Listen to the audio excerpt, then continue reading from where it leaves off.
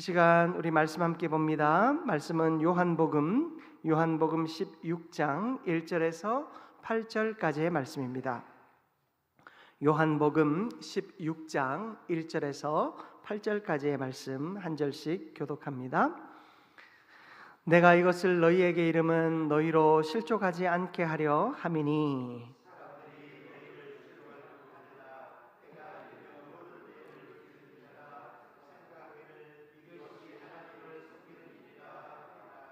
그들이 이런 일을 할 것은 아버지와 나를 알지 못함이라.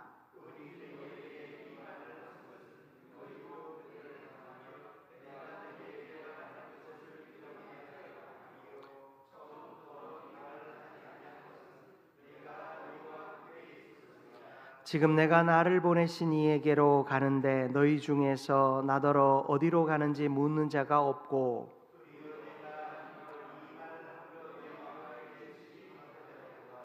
그러나 내가 너희에게 실상을 말하노니 내가 떠나가는 것이 너희에게 유익이라.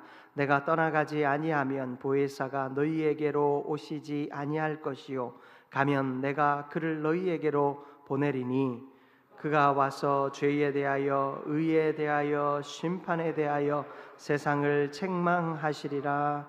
아멘. 할렐루야. 아멘. 오늘 수요 생기 예배 가운데 나오신 여러분을 환영하며 축복합니다. 우리 서로 바라보면서 이렇게 인사 한번 나눴으면 좋겠습니다. 주님의 이름으로 환영합니다. 아멘. 한 번만 더 이렇게 인사 나눌까요? 슬픔을 넘어 확신으로 나아가겠습니다. 아멘. 오늘 우리는 이 요한복음 16장 1절에서 8절 말씀을 통해서 슬픔을 넘어 확신으로 라는 제목으로 함께 은혜를 나누고자 합니다. 우리가 예수님의 이 고별 설교를 계속해서 묵상하고 있습니다. 몇 주째 예수님께서 우리에게 당연한 슬픔과 당연한 고통에 대하여 이야기합니다. 예수를 따르고 제자로 살아가는 그 삶이 고통이 있을 것이고 그 고통은 우연한 것이 아니라 어쩌면 당연한 것이다 라고 가르치고 계십니다. 누구나 슬픔은 싫습니다. 여기에 슬픔을 즐기시는 분이 계십니까? 우리가 얼마 전에 책을 읽다 보니까 그런 이야기가 있더라고요. 우리 스스로를 망치는 몇 가지 일이 있는데 그 스트레스를 받을 때 폭식을 하는 거, 육체적으로 우리 스스로를 망친다는 것입니다. 단 걸 먹고 음식을 많이 먹으면 기분이 좀 나아질 것 같지만 결국엔 그것으로 우리의 몸이 망가진다 말합니다. 또 슬픔에 빠졌을 때 우리의 몸을, 우리의 삶을 망가뜨리는 일 중에 하나가 그 슬픔에 같이 젖어 있는 겁니다. 우울한 음악을 듣고 우울한 영화를 보면서 또 우울한 생각들을 하면서 그 슬픔을 충분히 즐기는 겁니다. 사람들은 슬픔을 즐기는 것이 이기는 방법이라 얘기하지만 심리학자들은 결코 그렇게 말하지 않습니다. 여러분, 슬픔 때문에 슬픈 음악을 듣고 슬픈 영화를 보며 슬픔 가운데 있으면 더 우울해지고 더 절망 가운데 빠질 뿐입니다. 이러한 이야기들을 보면서 참 우리는 어떻게든 절망 가운데에서 나오려 하지만 각자의 방법으로 생각으로 때로는 더 큰 절망과 또 슬픔을 몸에 또 마음에 안게 되는 것을 볼 때 참 인간은 어리석다 생각도 들기도 합니다. 여러분, 이 심리학 용어 중에 직면이라는 것이 있습니다. 상담의 또 중요한 도구 중에 하나가 직면인데요. 이 직면이라고 하는 것은 피하지 않고 회피하지 않고 있는 그대로를 마주 보는 것입니다. 나에게 고통의 문제가 있으면 그것을 일부러 부정하거나 덮지 않습니다. 그것을 하나님 앞에 솔직히 인정하는 것으로 우리의 문제가 해결되기 시작한다라는 것이죠. 여러분, 직면은 그저 슬픔에 함께 젖어 있는 것이 아닙니다. 슬픔의 문제, 고통의 문제 앞에 충분히 젖어 있는 것이 직면이 아닙니다. 직면은 회복을 위해서 솔직하게 그것을 마주 보아야 한다라는 것입니다. 우리는 자꾸만 슬픔이 싫어서 회피하려 하고 도망치려 합니다. 여러분, 슬픔은 회피해야 할 감정이 아니라 정직하게 마주해야 할 감정입니다. 왜냐하면 인간에게 슬픔과 고통은 당연한 것이기 때문입니다. 하물며 예수를 믿는 우리에게 당하는 고난과 시련은 너무나도 당연한 일입니다. 그래서 예수님께서는 제자들을 향하여 십자가에 달리시기 전에 고별 설교를 하면서 지금 계속해서 너희들이 당할 슬픔과 너희들이 당할 고난은 당연한 것이다 라고 말씀하고 계신 것입니다. 제자들이 그것을 직면하게 하는 겁니다. 그 슬픔 속에서 허우적대지 않고 그 슬픔과 절망을 직면하라는 것입니다. 그 슬픔과 절망을 마주할 때 거기서부터 살 길이 있음을 제자들에게 가르쳐 주십니다. 여러분, 성령은요, 슬픔을 넘어 확신으로 우리를 인도하십니다. 우리가 고통과 고난 가운데 서 있을 때 그 슬픔과 고난이 당연하다라는 사실을 인정하고 그 슬픔과 고난의 문제에 직면하는 그 순간 우리는 거기서부터 해결의 실마리를 찾을 수 있습니다. 오늘 말씀을 통하여서 슬픔을 넘어 확신으로 인도하시는 성령의 그 인도하심과 또 하나님의 위로의 사역들을 함께 묵상해보는 시간이 되기를 바랍니다. 첫 번째로 우리가 살펴볼 것은 성령은 혼란 속에서 믿음을 지키게 하시는 분이시다라는 사실입니다. 예수님은요, 제자들에게 여러분 1절 말씀을 보십시오. 내가 이것을 너희에게 이름은 너희로 실족하지 않게 하려 함이니. 예수님께서 이들에게 슬픔과 고난과 절망과 고통의 순간을 계속해서 말씀하시는 이유는 바로 이 일로 인하여 실족하지 않게 하기 위함입니다. 그 슬픔의 문제를 정확하게 직면할 수 있게 하기 위함이다 말씀하고 계십니다. 2절도 보십시오. 사람들이 너희를 출교할 뿐 아니라 때가 이르면 무릇 너희를 죽이는 자가 생각하기를 이것이 하나님을 섬기는 일이라 하리라. 무슨 얘기입니까? 우리가 하나님을 섬기는 일을 하다 보면 이런 일들을 당한다는 것. 회당에서 쫓겨나고 심지어 그들을 죽이는 자들이 그것을 하나님의 일이라고, 자신들을 죽이려고 하는 그들이 마치 자기가 하나님의 일을 대신하는 것처럼, 바울이 그러했던 것처럼 그렇게 너희들에게 자신들의 악한 행위를 정당화시키는 일들이 일어나게 될 거라고 이야기합니다. 여러분, 믿음을 지키는 것, 초대교회 성도들에게 그대로 이 일들이 일어났습니다. 바울이 그 주요한 예를 그들에게 우리에게 보여주지요. 오늘날도 믿음을 지킨다는 것은 여러 모양으로 고난을 받는 것입니다. 세계 그리스도인들이 곳곳에서 고난을 당합니다. 여러분, 그들이 당하는 고난 우리는 지난주의 말씀을 통하여서도 살펴보았습니다. 순교 현장에서 많은 이들이 박해를 당하고 있습니다. 여러분, 박해를 당하고 고난을 당하는 것, 이 박해와 고난, 이것을 예수님께서 이미 예고하셨음에 오늘 우리는 집중하기를 원합니다. 예고된 고난은 무의미한 고난이 아니라 준비된 고난입니다. 여러분, 예수님께서 우리에게 예고하여 주신 고난은 갑작스럽게 나를 당황스럽게 하는 그런 고난이 아니라 준비된 고난입니다. 여러분, 어린 시절에 교회를 다녀보신 적 있으십니까? 교회 다닌다고 아버지에게 맞고 쫓겨나며 머리털이 깎이고 성경책이 찢어져 본 경험들이 있으십니까?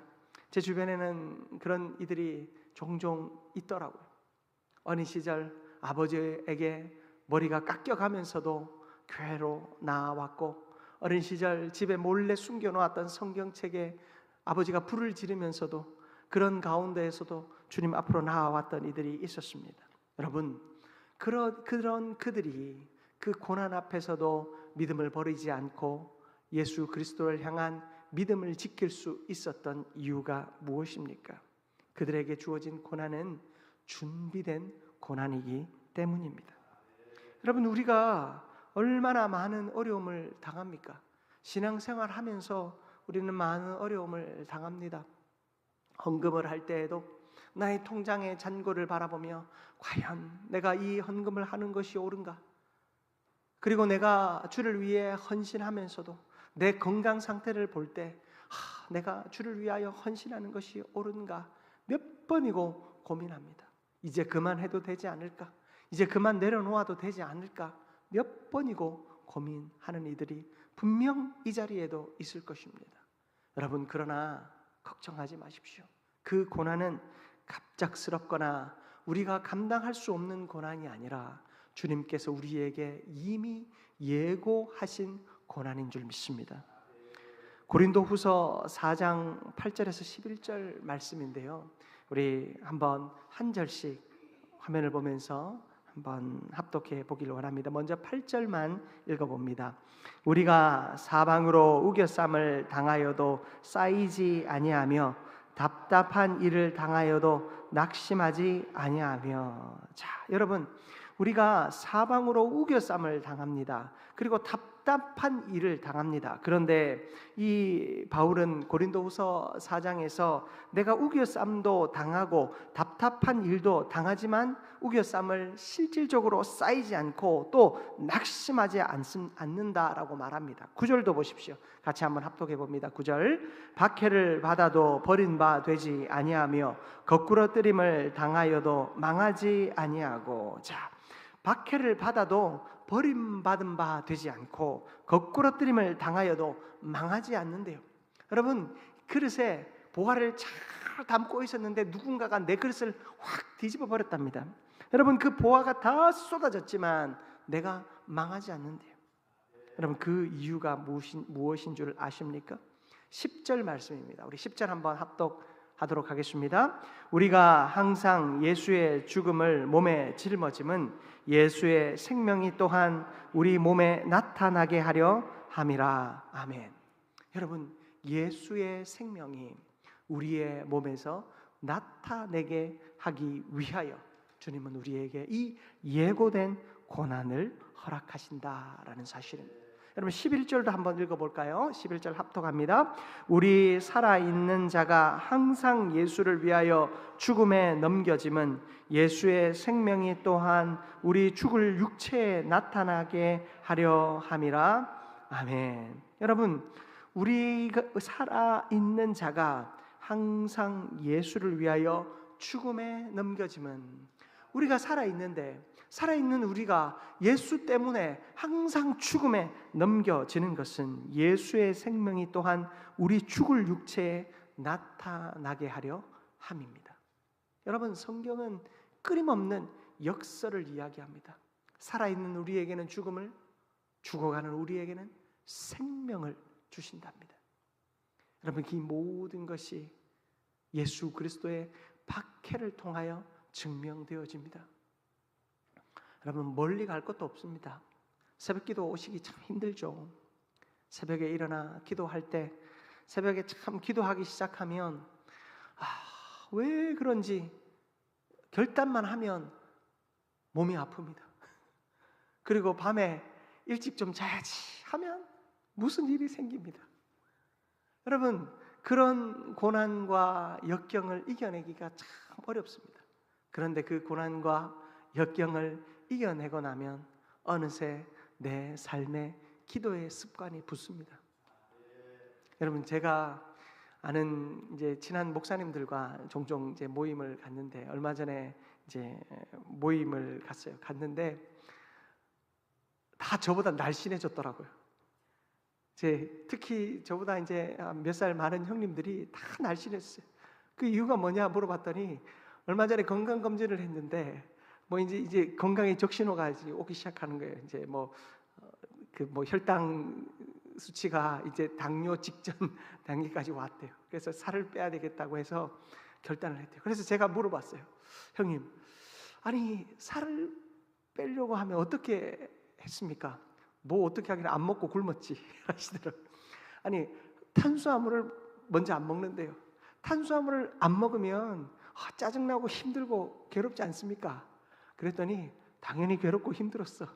너무 짜증나고 힘들더라고 얘기를 하더라고요. 그런데 어느 정도 시간이 지나니까 몸이 가볍고 그 짜증나는 마음도 없어지더라고. 그런 얘기를 하더라고요. 항상 3걸음 이상은 차를 탔던 형님이었는데 갑자기 걸어가자고 하는 거예요. 형 왜 그러세요? 이 더운데.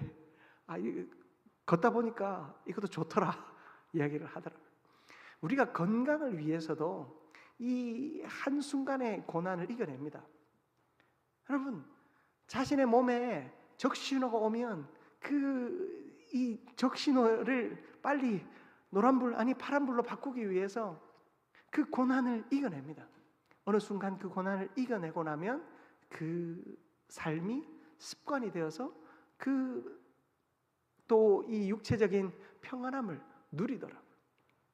신앙생활은 더 당연합니다. 신앙생활을 할 때는 사탄이 언제나 우리를 괴롭게 합니다. 괴롭게 하여서 하지 못하게 하고 실패하게 하고 물러서게 합니다. 저도 젊은 시절에 금식 많이 했습니다. 금식할 때 언제가 제일 어려운 줄 아십니까?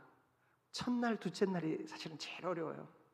일주일 금식하면 한 3일 힘들고 나면 그 다음부터는 아무런 음식 생각도 나지 않습니다. 네, 그냥 그 날이 잘 갑니다. 물론 잠이 잘 오지 않아서 하루가 길어서 힘이 들기는 하지만 그래도 금식하는 것이 어렵진 않더라고요. 여러분 모두가 처음 시작이 어렵습니다. 신앙생활 역시 우리가 하나님의 일을 감당함에 있어 첫 시작은 언제나 어렵습니다. 뭔가 새로운 것들을 하는 것은 더욱 어렵습니다.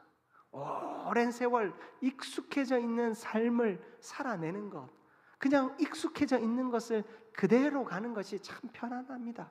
그러나 무언가를 자꾸 변화시키려 할 때 그 변화의 길목에서 우리는 모든 것이 불편하고 괴롭습니다. 그러나 여러분, 그 시간을 이겨내었을 때 우리는 주님께서 우리에게 내시는 선명한 길을 보게 됩니다. 바울은 고난과 역경이 너무나도 그의 삶을 깊이 따라다녔습니다. 특히나 그가 목숨 걸고 3번이나 하나님 앞에 기도한 일이 있습니다. 자신의 육체의 가시지요. 어떤 성경학자들은 안질, 눈에 질병이 있어서 눈에 고름이 차고 앞이 잘 보이지 않아서 그가 선교 사역이 참 힘들었을 거라고 이야기합니다. 또 어떤 사람은 그에게 이 간질병이 있었을 거라고 생각하기도 합니다. 설교하다가 강단에서 갑자기 거품 물고 쓰러지는 모습을 보면서 사람들이 네 병이나 고치지 하는 그런 말을 들을 때마다 그는 괴로웠을지도 모릅니다. 어떤 신학자들은 바울이 이 등이 굽는, 우리가 흔히들 곱추라고 하지요, 그런 병이 있었을 거다라고 생각하기도 합니다. 여러분, 어떤 형태로든 바울이 복음을 전하기에 걸림돌이 되는 큰 질병이 그에게 있었던 것 같습니다. 하나님 앞에 이 육체의 가시를 고쳐달라고 3번이나 목숨 걸고 기도했지만 주님께서는 내 은혜가 너에게 족하다 말씀하셨습니다. 여러분, 그 하나님의 은혜를 깨닫는 순간 바울은 그 자리에서 나음을 받았습니다. 그리고 다시는 자신의 육체의 질병을 가지고 하나님 앞에 기도하지 않았습니다. 자신에게 육체의 질병은 그대로 있었습니다. 하나도 나아지지 않았습니다. 그게 간질이었다면 중요한 설교의 자리에서, 중요한 치유의 자리에서 거품을 물고 쓰러졌을 수도 있을 것입니다. 그게 안질이라면 중요한 자리에서 또 중요한 편지를 써야 하고 또 중요한 서신을 써 내려가야 하는 그 상황 속에서 앞이 보이지 않아 막막한 상황을 겪기도 하였을 것입니다. 그러나 여러분, 바울의 육체는 하나도 나아지지는 않았지만 그의 육체는 사방으로 우겨쌈을 당하였지만 내가 하나도 우겨쌈을 당하지 않았다라고, 내가 답답한 일을 당하였지만 내가 낙심하지 않는다고, 내가 박해를 받아 버림바 되었지만 버림바 되지 않았고 내가 거꾸로 때림을 당하였지만 망하지 않았다라고 이야기합니다. 자신이 짊어진 것이 오히려 예수의 죽음을 짊어졌다라고 이야기합니다. 여러분, 우리가 만약에 누군가의 죽음을 짊어졌다라고 생각해 보십시오. 누구 때문에 내가 대신 죽는다라고 생각해 보십시오. 그것만큼 억울한 것이 어디 있습니까? 오래 살고 싶고 건강하게 살고 싶고 행복하게 살고 싶지요. 그런데 내가 누군가의 죽음을 짊어지고 누군가의 고통을 짊어지고 누군가의 아픔을 짊어지고 살아간다면 얼마나 억울한 일입니까? 그러나 그는 그 고통을 무엇으로 보았습니까? 예수의 죽음을 짊어졌으므로 그는 깨달았습니다. 그의 몸에 짊어진 고통이 예수의 십자가의 고통이었고 그가 목에 맨 죽음의 그림자가 예수의 십자가 죽음이었습니다. 그는 언제나 예수 그리스도의 죽음이 자신의 삶을 통해 나타나기를 원했습니다. 예수 그리스도의 십자가 고난이 자신의 삶을 통하여 나타나기를 원하였습니다. 마땅히 그가 그렇게 할 수 있었던 것은 그가 바로 예수의 생명을 가졌기 때문입니다. 사랑하는 성도 여러분, 성령께서는 바로 우리가 그 예수의 생명을 가졌음을 깨닫게 하여 주십니다. 예수님께서 성령을 제자들에게 보내신 이유는, 예수님께서 성령을 제자들에게 보내어 주신 이유는 육체의 한계에 있는 예수 그리스도가 이제는 하나님의 나라로 나아가고 육체의 한계가 없는 성령께서 우리를 지켜주실 것을, 그리고 우리의 마음 가운데 예수의 십자가의 사랑이 날마다 기억나게 하기 위하여 성령을 우리 가운데 보내어 주신 것입니다. 사랑하는 성도 여러분, 그 성령의 도우심 안에 오늘도 예수의 고난과 예수의 십자가의 사랑을 짊어지고 살아가는 은혜가 있기를 축복합니다. 여러분, 준비된 고난입니다. 예비된 고난입니다. 이 고난을 두려워하지 마시기 바랍니다. 이 고난을 직면하시기 바랍니다. 외면하거나 회피하지 마시기 바랍니다. 그 고난을 직면할 때 그 고난이 비로소 살리는 그리스도의 능력임을 깨닫게 될 줄 믿습니다. 두 번째로 우리는 성령은 예수님의 사역을 계속해서 이루어 가시는 분이시다라는 사실을 오늘 말씀을 통해 깨달아야 할 것입니다. 여러분 5절 말씀을 보시면 지금 내가 나를 보내신 이에게로 가는데 너희 중에서 나더러 어디로 가는지 묻는 자가 없고. 자, 예수님께서는요 십자가를 지시고 부활하신 후에 승천하셔야만 했습니다. 그것은 구속사역의 완성이었습니다. 예수님께서 부활하셔야지만이, 그리고 하나님의 나라로 나아가셔야지만이 우리의 삶에 부활이 이루어질 것이기 때문입니다. 그리고 6절 말씀을 보십시오.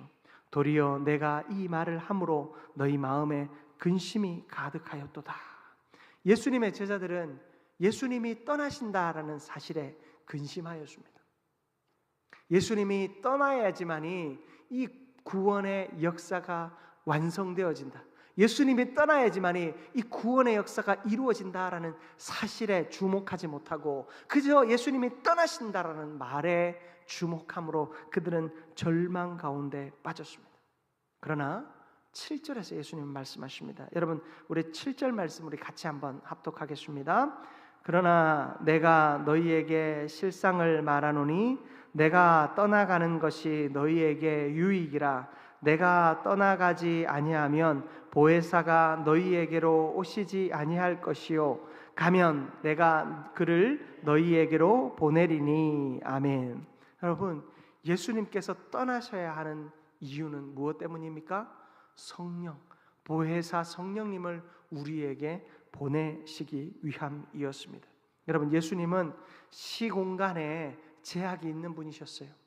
사람의 몸을 입고 이 땅 가운데 오셨습니다. 그러하기에 십자가형을 앞두고 채찍에 맞으실 때 너무나도 아팠고 고통스러우셨습니다. 십자가에 달리셨을 때 엘리 엘리 라마 사박다니, 아버지여 하나님이여 하나님이 어찌하여 나를 버리셨나이까?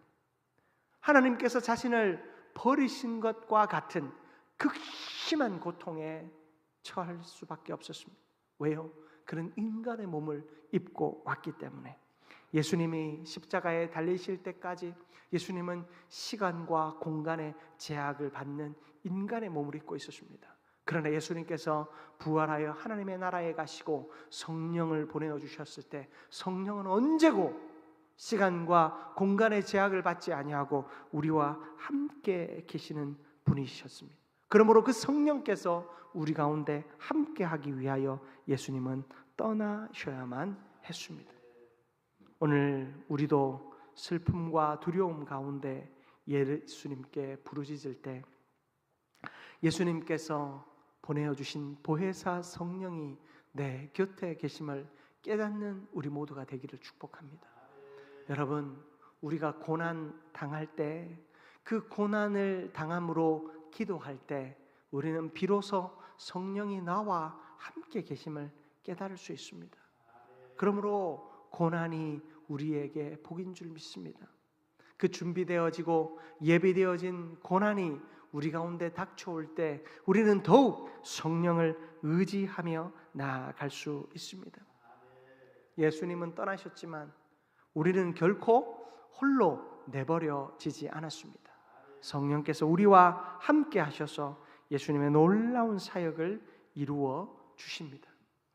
제가 한 집사님과 이야기하다 들었던 이야기입니다. 그 집사님은 미국에 친구가 있어서 종종 미국으로 여행을 다녀오시는데요. 그 친구에게는 아들이 하나 있었습니다. 자폐 스펙트럼 장애를 가지고 있는데 그 아들의 특별한 재능이 발견되어졌습니다. 서번트 증후군이라고 하지요.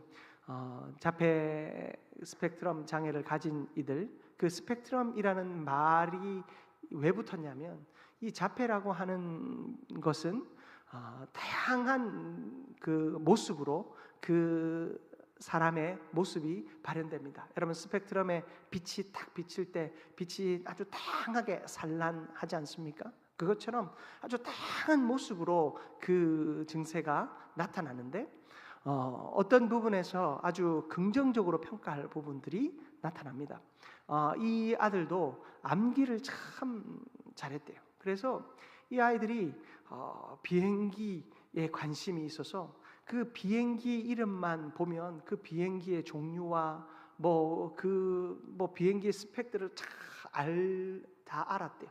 그래서 학교에서 그것들에 대해서 이제 그 재능을 가지고 개발을 시켜줘서 결국에는 이 친구가 공항에 관제사로 일을 하게 되었어요.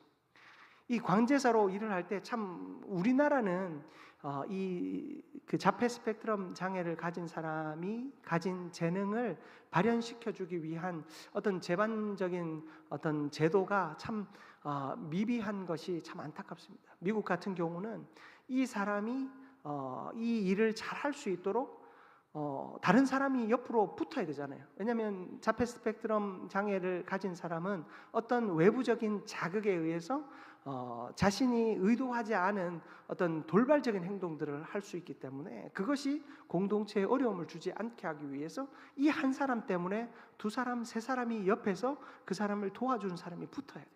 그런데 이 사람의 재능을 발견하고 이 사람의 재능을 잘 쓸 수 있도록 하기 위해서 나라에서 두 사람, 세 사람을 옆에 붙인다는 거예요. 공항에서 이제 관제사로 일하게 되었는데 관제사가 어떤 역할입니까? 공항에 비행기가 뜨고 내림에 있어서 그 비행기가 서로 충돌하지 않도록, 그 비행기가 정상적인 길로 움직일 때, 여러분 공항이 그 비행기가 많이 오가는 공항은 1분 1초에 따라서 그 비행기가 그 길에서 서로 겹치지 않게 하기 위해 엄청나게 많은 노력들을 하거든요. 이 친구가 그 일들을 하는 겁니다. 워낙 기억력이 좋고, 그리고 일반인들보다 실수하지 않기 때문에 이 공항에서 관제사 일을 하게 되었습니다. 그런데 그 아버지는 재계약이 있을 때마다 늘 고민이에요. 왜냐하면 아이가 장애가 있기 때문에 그 장애로 인하여서 이 일을 하지 못하게 될까 봐 늘 고민이시다라는 이야기를 들은 적이 있습니다. 제가 그 이야기를 들으면서 참 부모님들은 한 아이의 재능, 그 재능을 잘 활용해서 이 땅을 살아가는데 또 기쁨이 있고 감사함이 있음을 저는 통해서 이야기를 들었지만, 그 이야기를 들으면서 저는 성령의 능력이 생각이 되더라고요. 여러분, 성령께서 우리의 삶 가운데 역사하시는 것은 마치 관제사와 같이 빈틈없이 우리의 삶의 운행을 주장하시고 이끌어 가심을 보게 됩니다. 내가 할 수 없는 일들을 성령께서 이끌어 가시고, 내가 잠시라도 방심하고 내가 한 번이라도 실수하면 할 수 없는 일들을 성령께서 할 수 있게끔 이끌어 주시는 것을 보게 돼요. 그러나 성령님은 항상 우리를 노심초사 지켜보고 계시죠. 우리가 하나님 앞에 기도하며 또 하나님 앞에 때로는 세상에서 낭망하고 절망할 때에도 우리를 위로하여 주시고, 우리를 보호하시며 우리를 격려하게 하시고, 또 우리가 기도의 힘을 잃어갈 때 기도하게 하시는 그 성령님을 우리는 보게 됩니다. 여러분, 하나님은 우리에게 그러한 성령님 붙여주셨습니다. 앞뒤 분간할 수 없는 우리에게, 신앙 하나 가지고 믿음 하나 가지고 서 있는 우리에게 성령께서는 우리가 감당하지 못하는 일들을 하게 하십니다. 성령은 우리의 인생을 그렇게 이끌어가고 계십니다. 여러분, 누군가는 다 할 수 있는 사람 같고 누군가는 아무것도 하지 못하는 사람 같습니다. 여러분, 제가 신방을 해보면 어떤 이들은 신앙생활에 자신감이 넘치는 사람이 있는가 하면, 어떤 이는 저는 이것도 못해요, 저것도 못해요 라고 하며 저는 아무것도 못해요 하는 분들도 있습니다. 그러나 여러분, 그 형편과 상황에 대하여 하나님은 다 알고 계십니다. 성령께서 함께 하시면서 그 사람의 상황과 형편에 맞게 하나님은 일하십니다. 우리는 무엇을 해야겠습니까? 성령님을 의지하는 것입니다. 내 형편과 상황을 바라보는 것이 아니라 성령을 의지하고 성령을 바라볼 때 성령께서 우리를 사용하셔서 하나님의 일을 하게 될 줄 믿습니다. 그러므로 성령은 예수님의 사역을 우리 안에서 계속 이루어가는 분이심을 믿고 성령을 온전히 의지하며 나아가는 우리가 되기를 축복합니다.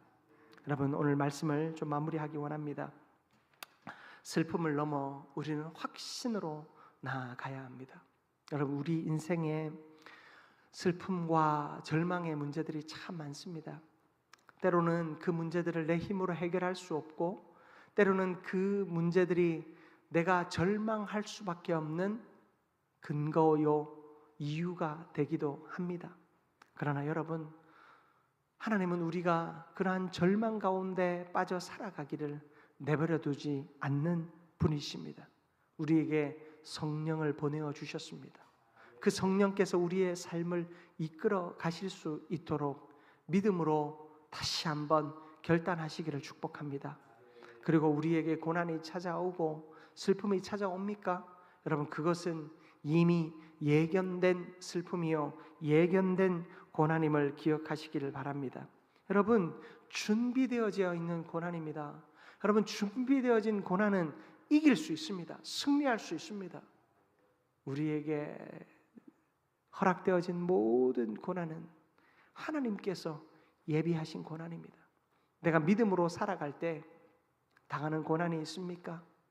여러분, 성령을 의지하며 그 고난을 정면 돌파해 보십시오. 그 고난에 젖어 살지 마시고 그 슬픔에 젖어 살지 마시기 바랍니다. 그 고난을 정면 돌파하는 것, 직면하는 것입니다. 고난은 당연합니다. 여러분, 다윗은 어떻게 고백합니까? 하나님, 왜 나를 버리셨습니까? 하나님, 왜 나를 버리셨습니까? 하나님, 이 시련과 고난이 언제까지입니까? 여러분, 다윗은요, 하나님 앞에 당당하게 말합니다. 하나님, 도대체 나한테 왜 이러십니까? 하나님, 이 고난이 언제까지입니까? 하나님, 이 슬픔이 언제까지입니까? 그러나 그는 하나님 앞에서 언제나 그 시의 마지막을 이렇게 고백합니다. 내가 나의 도움이 되시는 하나님을 찬양하리라. 나를 사랑하시는 하나님을 내가 영원토록 송축하리라. 여러분, 이 다윗의 이 고백이 그의 믿음의 모습을 나타내주고 있습니다. 그는 하나님을 향하여 불평하고 원망한 것이 아니라 고난의 문제를 직면한 것입니다. 고난에 빠져있지 않기 위해 하나님 앞에서 발버둥 친 겁니다. 하나님, 언제까지입니까? 내가 믿는 하나님이라면 나 그냥 내버려 두지 않으시는 거 내 믿습니다. 하나님, 내 그 하나님 찬양합니다. 그 하나님 송축합니다. 하나님, 나를 도와주옵소서. 여러분, 다윗의 그 기도처럼 우리의 기도도 그러할 수 있기를 축복합니다. 고난과 슬픔을 직면하며 하나님께서 우리에게 주신 확신의 자리로 나아가시기 바랍니다. 성령께서 우리를 선하게 이끌어 주실 것입니다. 그러한 믿음으로 오늘도 승리하는 저와 여러분들 되시기를 주님의 이름으로 축복합니다.